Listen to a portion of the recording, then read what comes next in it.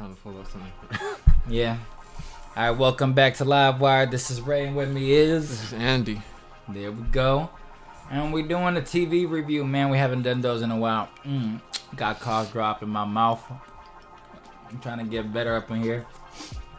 And we're doing it on the season 2 of The Leftovers. Leftovers, man. HBO did it again. Did you... Season 1. Did you like season 1? Like, a lot? No. I liked it. No, nah. What I just remember was, like, we were, like, trying to really, like, figure out everything. Right. It was more like a clusterfuck that just has you more, like, confused and just, like, wondering, where's this show gonna go? Mm-hmm. You know? It stars Justin Theroux, Mr. Jennifer Aniston, as Kevin Garvey, who's a police officer who is a father of 2 kids that he barely sees. They don't have much of a connection with him anymore. And his wife is leaving them and she moved to a cult. Now, the situation that's happening is very reminiscent of the rapture in the Bible. Mm-hmm. Now, I don't want to say it is the rapture, but it's very similar to the situation in the rapture. About how many people left? Like it's like 1 or 2% of the world. Like something like 2% of the world's population just disappeared at a moment's notice, and it shocked the world. And some people were deeply affected by it. And the show is about these characters coming to terms in the world, trying to accept what happened, even though they don't fully understand, and they will never fully understand. That's the title, The Leftovers. Very good. Hold on. Press it in with a pen or something. Start back up. Okay, I'm gonna make some for me. Honey. It's okay, baby. Can you make the formula? I'm gonna be home in 10. Sam? Daddy! How are you? Sam?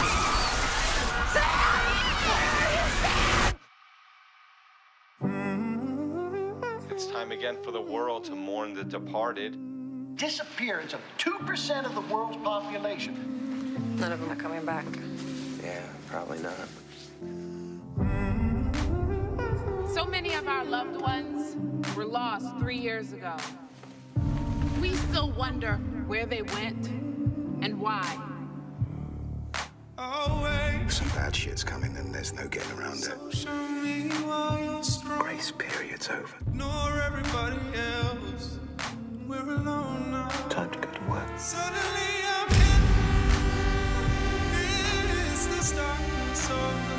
Where did they come from?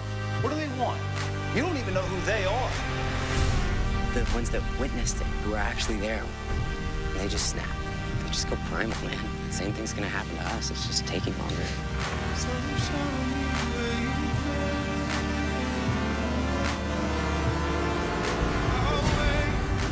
Get out of that car right now. Stop that car. I saw what you did. What do you want? Why the fuck are you following us? You're everywhere! They're gonna come, and when they do, somebody's gonna get hurt. All the people pretending like it never happened, they're asleep. And they need to wake up now.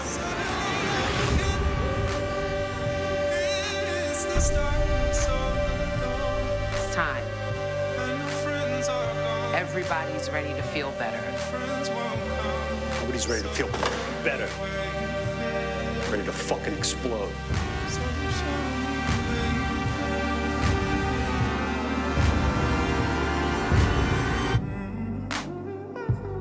Where were you? Parking lot. We're still here. We sure are. Now, The Leftovers is a book. It was a book. It was yes, a book. It was a book, and First season was the adapted. whole book. Yeah. So the first season was the whole book. Set in New York. I think so. Yeah. And The new season is not the book. not the book. So they're doing and this show is by Damon Lindelof. who I'm not a huge fan of because he seems to like always be trying too hard with science fiction and just leaving more questions than answers, especially in movies. Now in TV shows that kind of works, leaving more questions than answers, because you know that's very good in the season finale. You know, like it gives you like that little taste of wanting more and more and more. I don't like it when he puts it in movies like Prometheus, because you watch a movie and you want just answers. You know what I mean? Like you need your answers in the movies because you might not get a part 2. Yeah. You know. Now, in the situation, there are a lot of characters in this film. Look at me. In this TV show, Carrie Coon plays Nora, who lost her family, and in the first season, and she was trying to come to terms and kind of feel the adrenaline of feeling alive by paying people to shoot her while she's wearing a vest. And she connects with Justin Theroux's Kevin Garvey, and they become in a relationship. A very important thing about Justin Theroux's character, Kevin Garvey, is that he sees people that are not there. Is it something that he's psychologically crazy, or is it that a gift from God and he's seeing angels or spirits, or is it something else? You don't know. But he definitely doesn't want to tell the world because his dad did, and they sent him to a psychiatric ward. And we follow other characters. The wife in a cult. You know, his wife is in a cult that doesn't speak. They're called the Guilty Remnant. Guilty Remnant. What is their goal? To make the world remember. To make the world like they wear all white. They smoke cigarettes and they don't talk. They write. Yeah. How they speak, they'll write on a notepad instead of talking. And they just get in your face. They won't do anything. They just stand there in your face. And it's supposed to make you remember that you ain't shit. Like, it really is.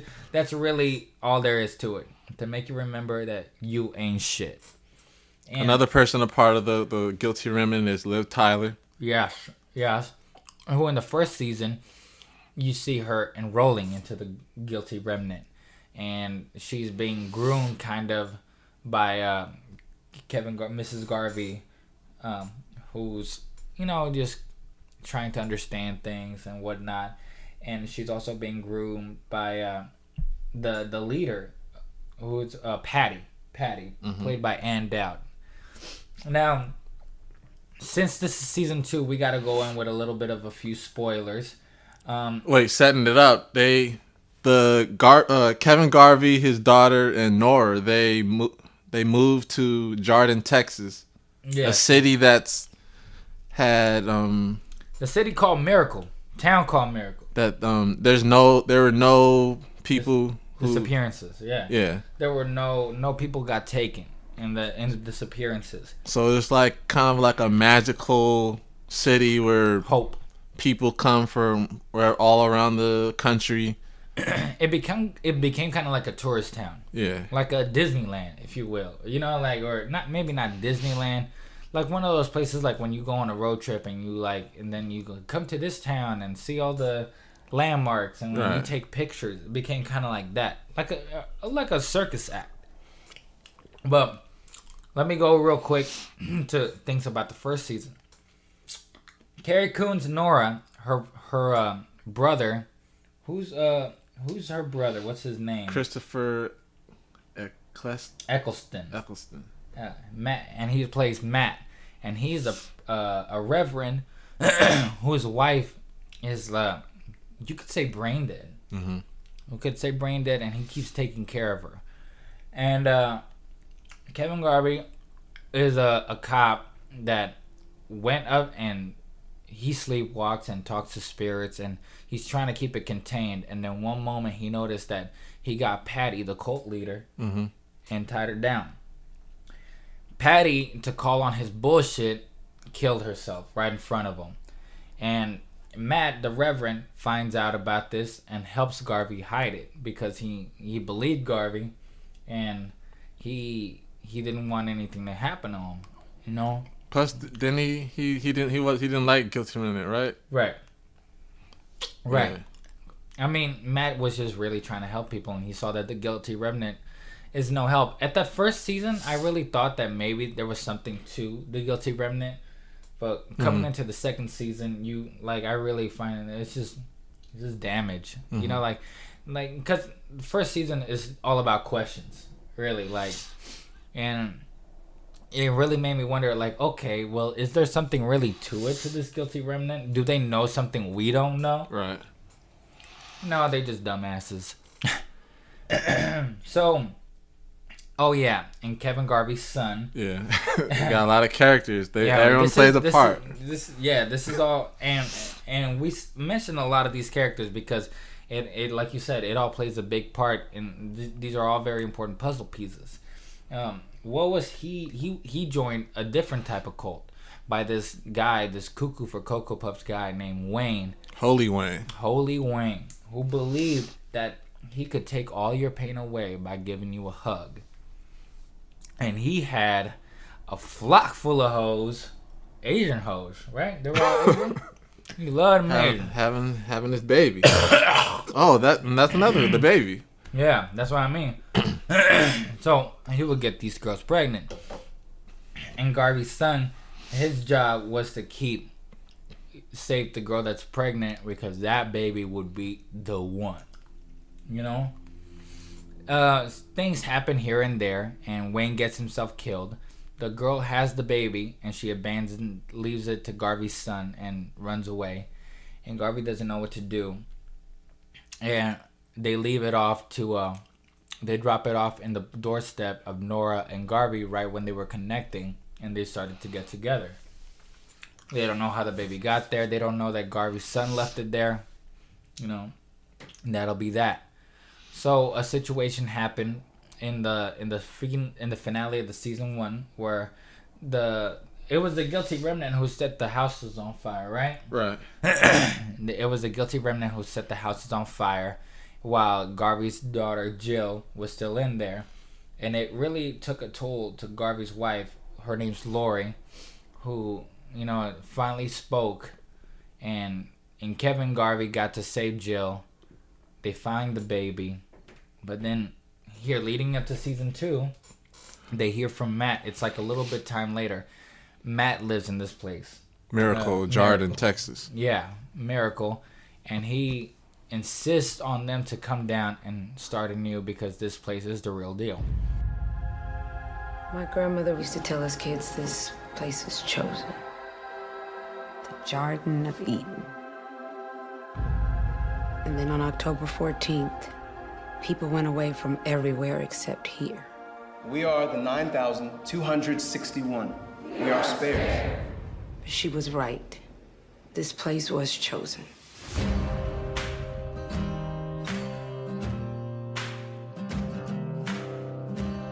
For the first time in a long time, we feel safe. Is it real? It's real. They're selling a lie and folks are buying it. These people wait for weeks to get in for 10 hours just to buy a t-shirt. I think they're looking for more than a t-shirt. For some reason, the people in this town don't want me to talk about what happened.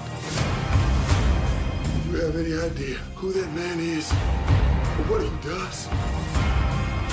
If there's something you want to tell me, I can handle it. We made a big mistake. We're not safe. We are not spared.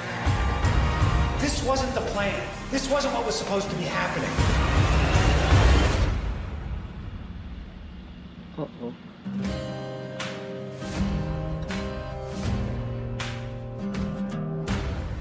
Now, this first episode didn't even touch on those characters, our main characters, our leads. It showed us a new family that's been living in Miracle from the beginning. I know Regina King is the wife. Who is the husband? His name is Kevin Carroll. Kevin Carroll. I don't know much of his work or his background. But he's amazing. I think he's amazing, at least.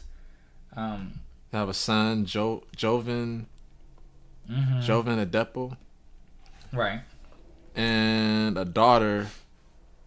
What's her name? Jasmine Savoy Brown. Jasmine Savoy Brown, and what was her name in the show? Evie. Evie. So you see the family, and they seem like a normal, good family. They go to church. The son, he's a good kid. He wants to be a reverend. You know, he helps out the people in need. Dad don't give a flying fuck about people in need. You know, he's more like the guy that likes to take care of his own.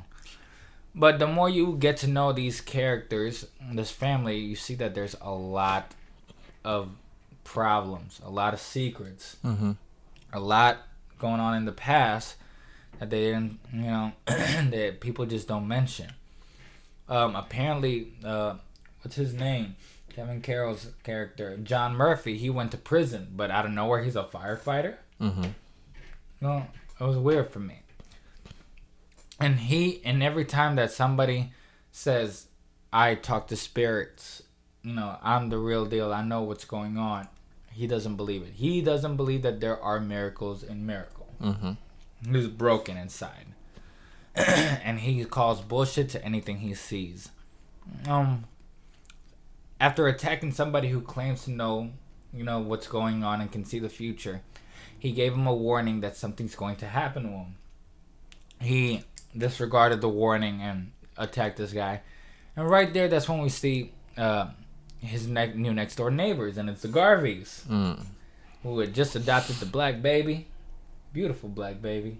You know, looking like Drake's Nothing Was the Same cover. And they like to be on, the Murphys like to be on top of everything, especially John Murphy. He likes to be on top of everything, so he keeps a close eye. Invites him over for dinner. It's his birthday, the first day they move over. Right. And after dinner, their daughter Evie, she goes off with her friends for, you know, little hangout with the girls. And then an earthquake happens. Next thing you know, Kevin Garvey wakes up in the area where it's supposed to be a river, but the water's gone, and he's right next to Evie's car, but nobody's there. Evie and her friends totally disappeared, and he runs back home and hides before anybody notices he was there. Now the question is, did he kill this family? Did he kill these girls? Did he what did he do when he was sleepwalking? Was somebody trying to kill him? Because when he woke up, there was, you know, a cinder block tied to his leg. And mind you, Patty's with him. He's still seeing Patty. She's talking to him. That's why it's so important. Like, that's why season 1's so important. Patty is there every step of the way, and he's trying to ignore her and think that I can beat this by just not paying attention to it. It's not working so well for Kevin. And that's mainly the main plot point of Kevin. Well, of the season. It's dealing with these girls. Where did they go? Did they really depart? How can there be another departing? If it's just these girls, what about everybody else? How come there's no news about it everywhere else in the world? Things like that. Also, I mean, there are subplots. John Garvey's Kevin Garvey's son gets together with his mom Lori, and they try to help people to get out of the guilty remnant, and whatnot. And yeah, I mean, it's just Matt's relationship with his wife is still strong because he believes that this place can bring her back to life. I like the season a lot. This show became from last year as the biggest clusterfuck on television to one of the most ambitious and best TV shows of the year. It changed from being just a complete clusterfuck to really just honing in on the mystery of what's going on, while really just diving into the characters and their motivations and their confusion of it all. And all they're really seeking is knowledge. Answers. Answers is what's going to happen. Why isn't it? Carrie Coon's character Nora used to be the ones that she worked for an organization that would call the bullshit on people that were taking a nap, and and she's just trying to find answers, and people start throwing religion here. Some people say it's science. Some people say it's a cataclysmic event. Some people even say aliens.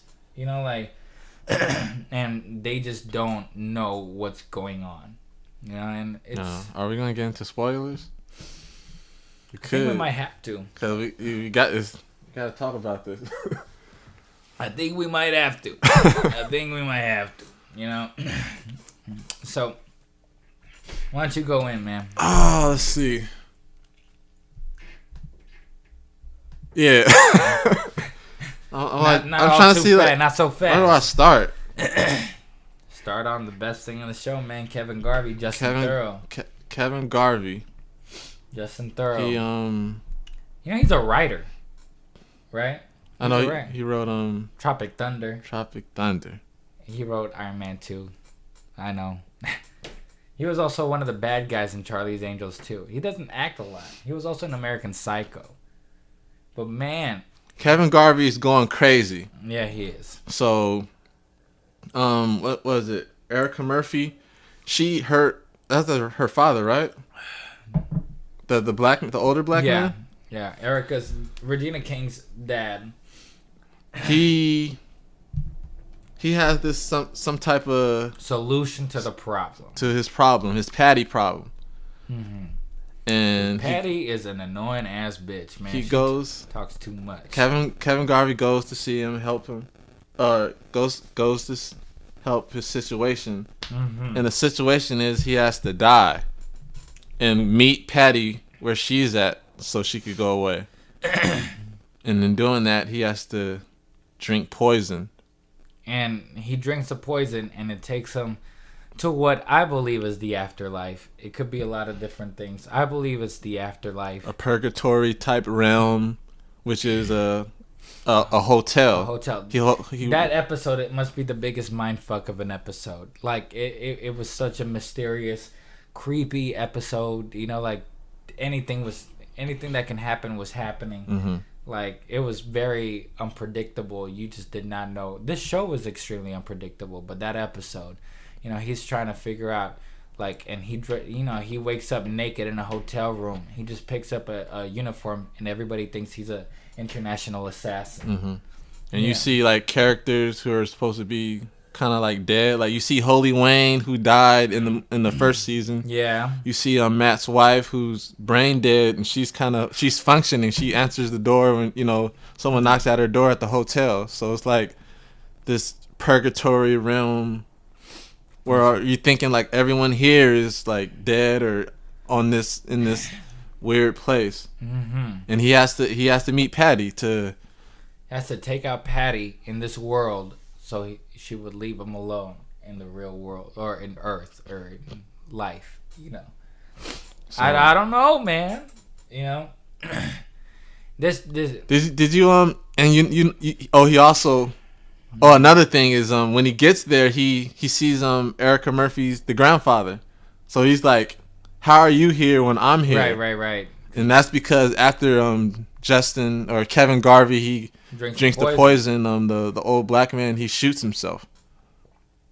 Yeah, I thought he was just crazy. Like, on that cliffhanger episode, I thought, like, oh, he just did that to just fuck with Justin. Oh, no. I could not believe that shit. This show, especially Kevin Garvey's character, makes you feel like... Because of the situations that happened, like him dying. And, like, spoiler alert, if you haven't, watched this, and you care... don't listen, but he comes back to life. Mm-hmm.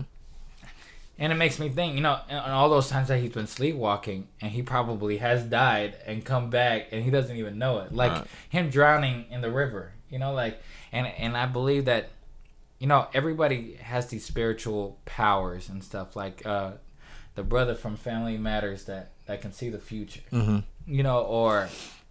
Or Holy Wayne. It made me think maybe Holy Wayne did have that power. Right.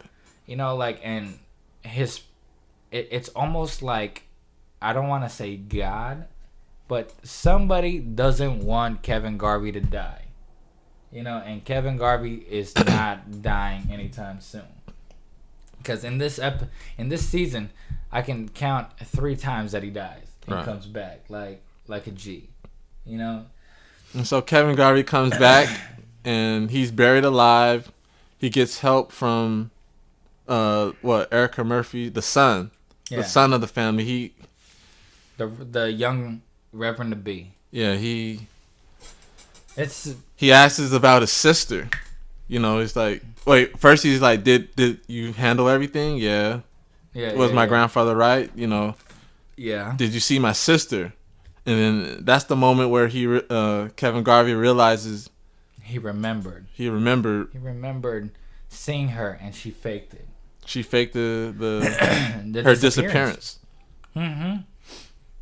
And then that's where Liv Tyler's character comes in. Mm-hmm. She's not the innocent, confused character she was in season 1. She's become angry.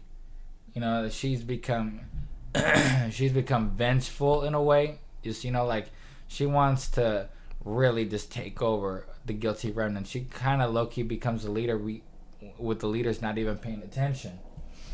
You know? Like, she has her character episode where you get information before she joined the Guilty Remnant. Yeah. She goes to Miracle and she wants confirmation on, like, I guess something her mother said before she died. And I guess it's from the dude from Family Matters, right? Yeah. Whatever, if it was true, which what he shows told that her, he is the real deal.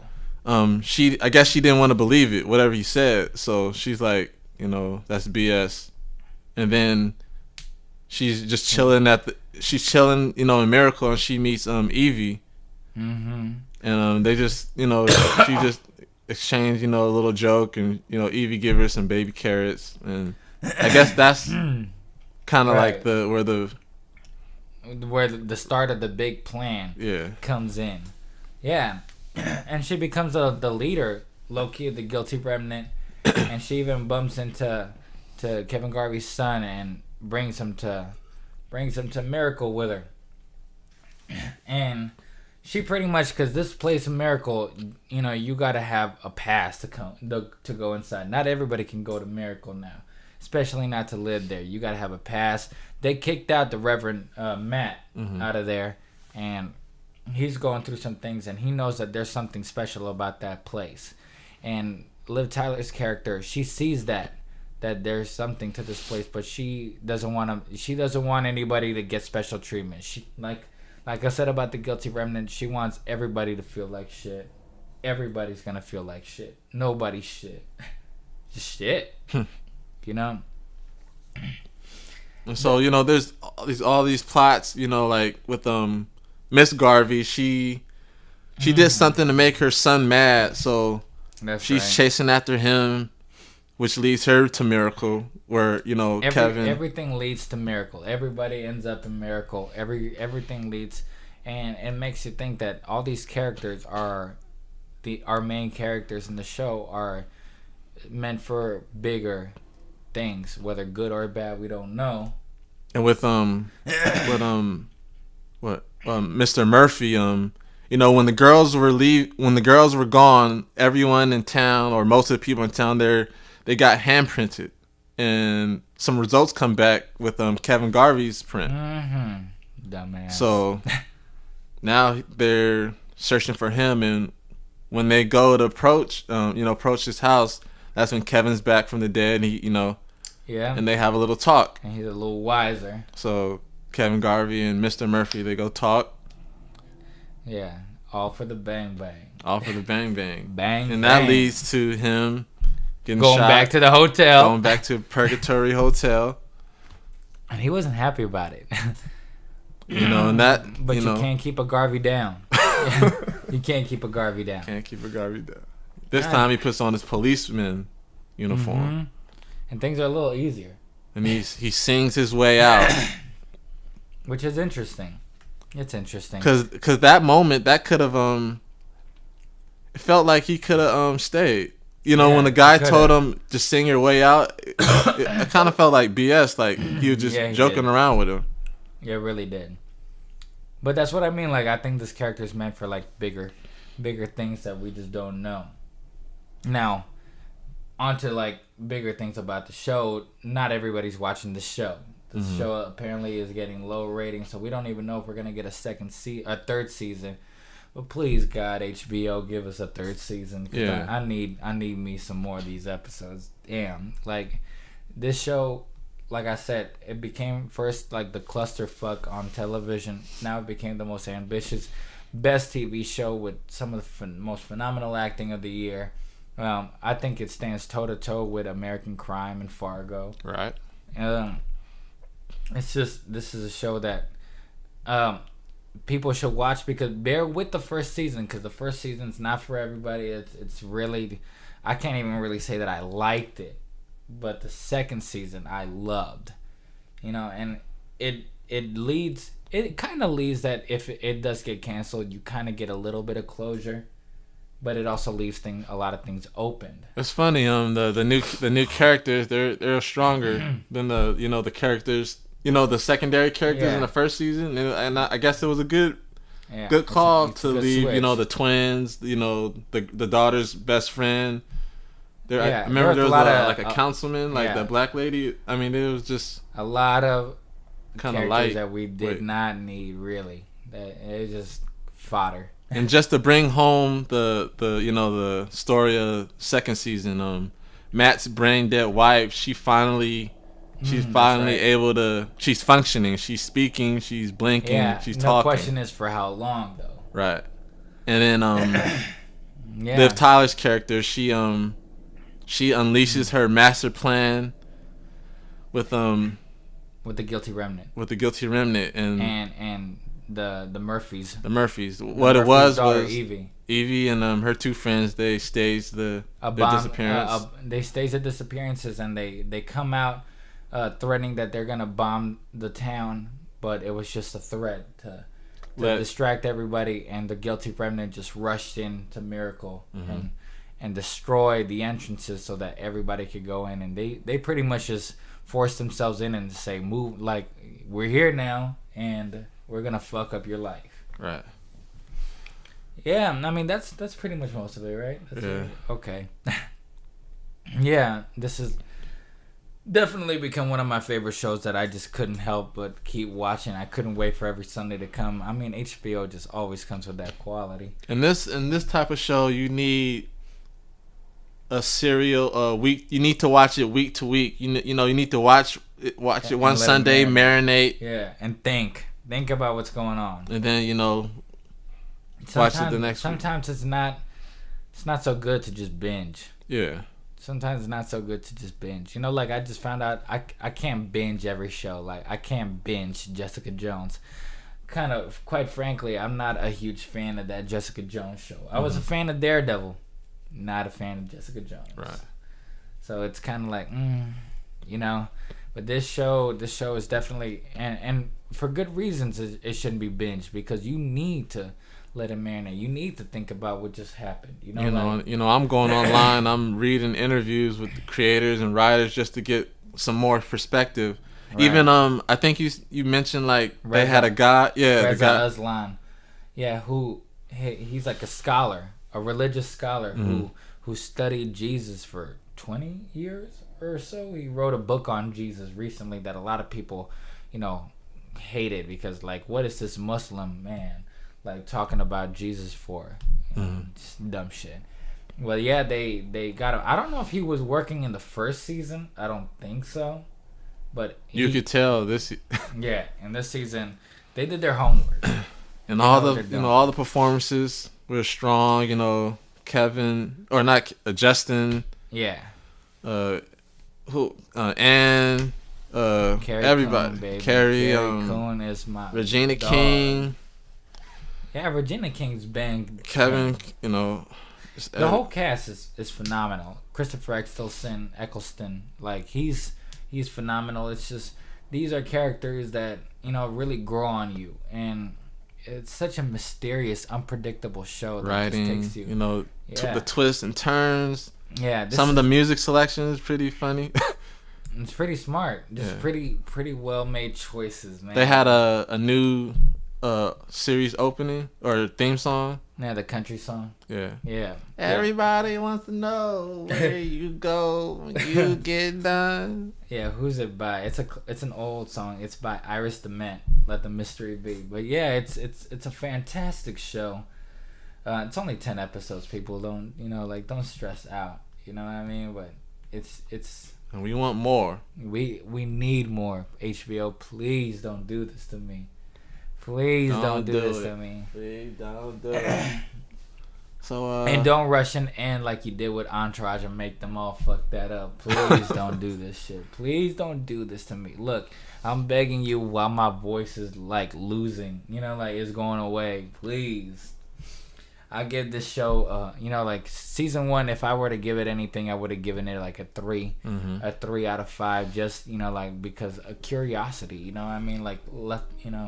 It left me chasing the curiosity. Season 2 amped things up to a whole another level that I would give it a solid 5. 5. I have no qualms, no complaints, no nothing. The show is captivating in every sense of the word. And it's a thrill ride. It's a thrill ride for the mind, heart. It probably top 3 show this year. Yeah, I think we Fargo already got it. And American Crime. Yeah, and that's funny. Like Fargo and Leftovers, just like we're getting the best at the end of the year. Yes, we are. I've come to notice that. But I mean, we also got like some. What am I saying? Shit, the Breaking Bad spinoff. Oh, Better Call Saul. I was gonna say Son of Saul. Better Sons of Anarchy. Yeah, Better Call Saul. Son of Saul. And after I watched this finale, Leftovers, I was like, man, The Walking Dead don't deserve my ratings anymore, man. This is quality. I was like, I can't get mad at the mid-season finale of The Walking Dead because I get fed with Leftovers. It's just, you know what? I kind of stopped watching Walking Dead this season. I mean, I'll probably binge watch it before the mid-season premiere or something. There's really nowhere else you can go. It's gotten very repetitive it's just boring. It's gotten stale to me. And I'm not saying that it's a bad show. It's well made. Acting is top-notch. It's just the stories. It's just, you find a new place. Try to keep it safe. There's some walkers. There's another group of humans who want to take your place, and it's they raid it, and then you find a new place, and there's a new gang, and it's very repetitive. It's kind of dull. We need stuff we need more interesting stuff. Like in the beginning of the year, we had something amazing called American Crime. It's way better than American Horror Story or anything. I mean, we've had a lot of crap thrown our way. We have freaking Scream Queens, the Scream show that was on MTV. We had American Horror Story I'm not a fan of. But these shows are quality. And The Leftovers was one of those shows that could have been like in the Scream Queens or American Horror Story. It could have been an American Horror Story, Leftovers, with season 1, but it took a right turn, and it was the right turn. Stepped it up. And it's great, man. It's freaking fantastic, and I'm praying that they greenlight it. If they greenlight True Detective after last season, then I'm pretty sure they'll greenlight this one. Right. But I can't wait. I was literally I need one more. I was like, just one more, guys. Please. Give me that fix, baby. Give me that fix because I need it. So, yeah, solid 5 all around. Anything to say? There's only one thing else to say. What's that? LiveWire. I love this town. Now, everywhere I look, all I see is what's gone. I could sit around and cry about how the world ended. Or I could start it up again. You want to get out of here? Out of the restaurant? No. Not the restaurant. When I heard about this place, I'd be lying if I told you I understood it. But I understand it now. Is it real? It's real.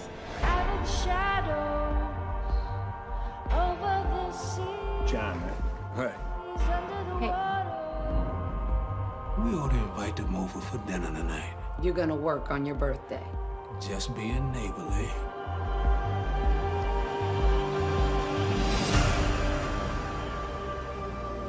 I know we just met and all, but what are you looking for?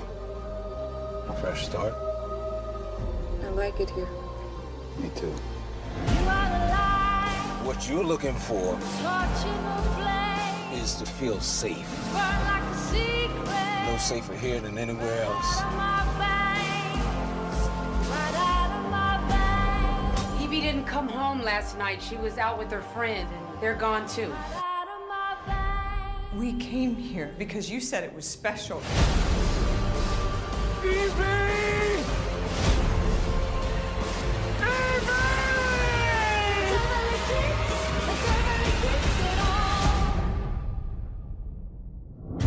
There are no miracles in Miracle.